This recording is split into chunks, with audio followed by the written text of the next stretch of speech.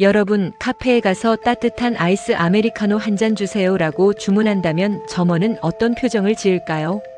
아마도 장난하시나요? 라는 대답이 돌아올 겁니다.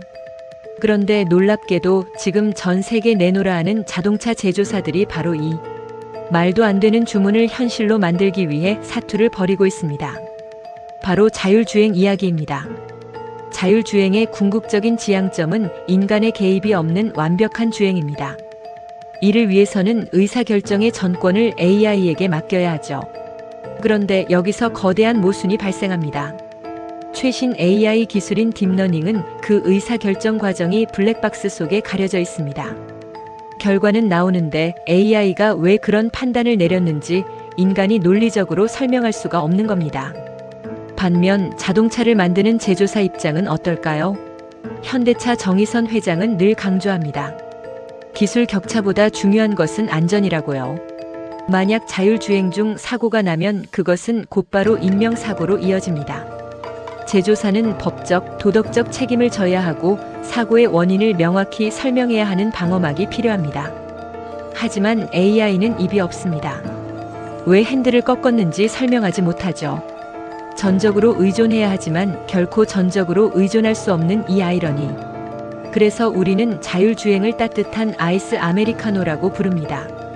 오늘 이 스크립트에서는 이 불가능한 음료를 만들기 위해 현대차가 겪고 있는 진통과 그 이면의 거대한 기술 전쟁을 파헤쳐 봅니다. 불과 몇 년 전만 해도 전기차 시장은 누구나 뛰어들면 성공하는 블루오션처럼 보였습니다. 엔진 대신 모터 달고 배터리만 연결하면 끝날 줄 알았죠. 하지만 막상 뚜껑을 열어보니 난이도는 상상을 초월했습니다.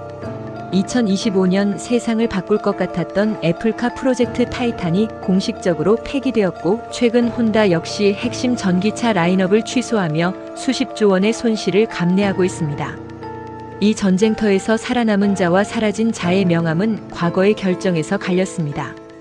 2016년 일론 머스크는 모델 3의 양산 지옥을 견디지 못하고 애플의 테슬라를 70조 원에 매각하려 했습니다. 그러나 팀 쿡은 만남조차 거절했죠. 만약 그때 계약이 성사됐다면 어땠을까요? 현재 테슬라의 가치는 2200조 원, 당시보다 30배가 넘게 올랐습니다. 도요타 역시 2016년 테슬라 지분 3%를 약 2조 원에 전량 매각했습니다. 지금 가치로 치면 60조 원을 공중에 날린 셈입니다. 중국은 더 처참합니다. 2019년 500여 개에 달하던 전기차 브랜드가 현재 급격한 구조조정을 겪고 있으며 2028년에는 단 10개 미만만 살아남을 것이라는 전망이 지배적입니다. 이제 시장의 초점은 배터리로 몇 킬로미터를 가느냐에서 누가 더 완벽하게 자율주행을 하느냐로 옮겨갔습니다. 그리고 여기서 현대차는 42닷을 앞세워 가장 험난하지만 정직한 길을 걷고 있습니다. 최근 현대차는 큰 변화를 맞이했습니다. 송창현 사장이 물러나고 테슬라와 엔비디아 부사장 출신의 박민우 사장이 42닷의 지휘봉을 잡았습니다. 송 사장은 네이버 CTO 출신으로 소프트웨어 중심의 혁신을 주도하려 했지만 결국 현대차 연구소라는 거대한 레거시 조직의 반발을 넘지 못했습니다. 여기서 우리가 주목해야 할 지점은 ECU라는 부품입니다.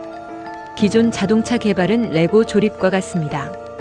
보쉬, 컨티넨탈 같은 부품사에서 특정 기능이 입력된 ECU 칩을 받아와 조립만 하면 됩니다. 그랜저 한 대에만 이런 ECU가 100개 가까이 들어갑니다. 완성차 업체는 이 칩의 내부 특성값을 수정할 권한이 없습니다. 문제가 생기면 부품 자체를 공장에서 갈아야 하죠.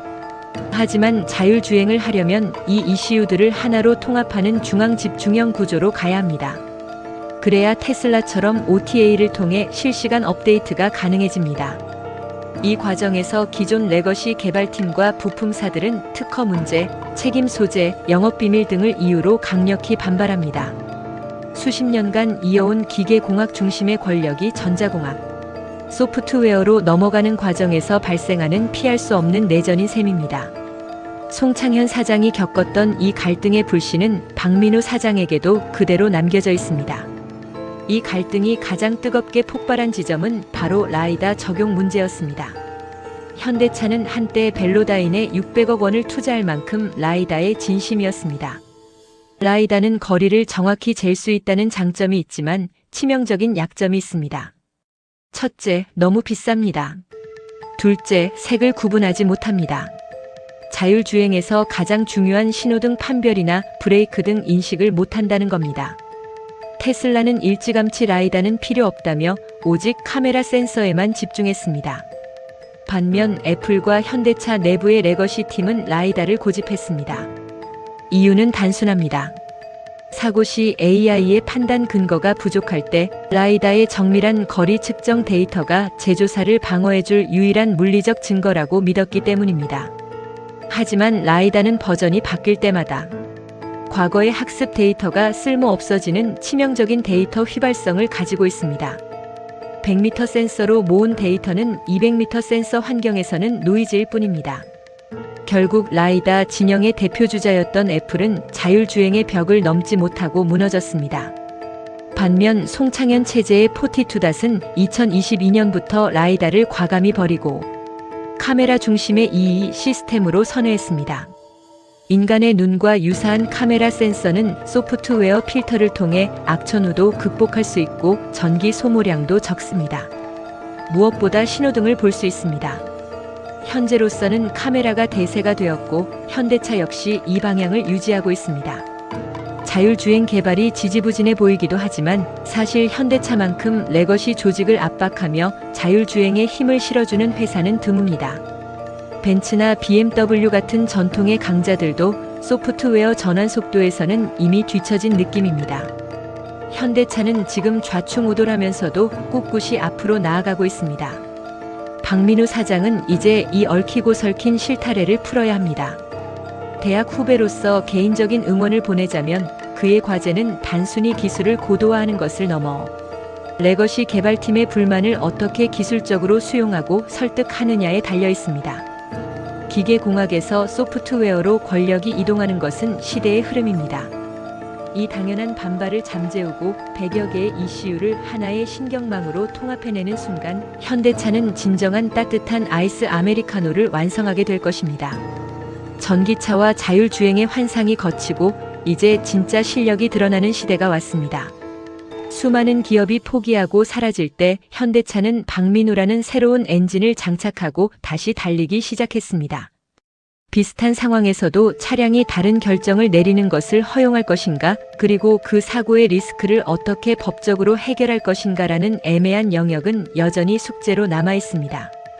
하지만 한 가지 확실한 것은 이 난관을 뚫고 지나가는 기업만이 테슬라의 독주를 막을 유일한 대항마가 될 것이라는 점입니다.